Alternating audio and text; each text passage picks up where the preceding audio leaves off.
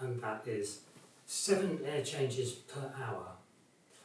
That's measured at 50 pascals. So that's a lot of air changes, but not under conditions where you'd normally be living in the house. It's become an issue because traditionally British houses have been very leaky, very drafty, and that loses you a lot of energy. So if your air tightness is 7 air changes per hour, you'll just meet building regulations, but you'll still be losing a lot of energy in the wintertime. If you improve matters till you get to 5 air changes per hour, you're starting to get somewhere. But you need to be really sure at 5 air changes that you have a sensible ventilation scheme in place. Because if you don't have enough ventilation, the indoor air quality will go down, probably indoor humidity will go up, and that's likely to lead to the development of house dust mites, which in turn cause asthma. And there are other issues around air quality. Certainly if you get to just 3 air changes per hour, that's the point at which you can start thinking sensibly about having heat recovery ventilation. Above that, the benefits are not so marked.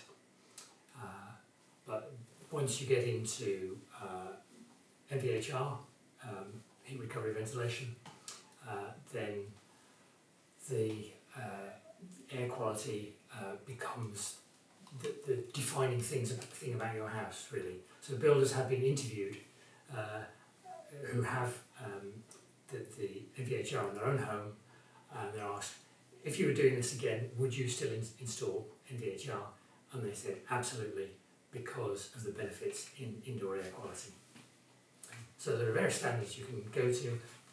The perhaps extreme one that you may have heard of is a passive house, which is just 0.6 air changes per hour. And at that level, you absolutely need proper ventilation, and it pays for itself in energy savings. Can I ask Peter about how does this relate to the EPC? Now, EPCs are on a completely different scale. They're just sort of tick box exercises, really. So when an EPC is carried out, there's no... what does EPC stand for?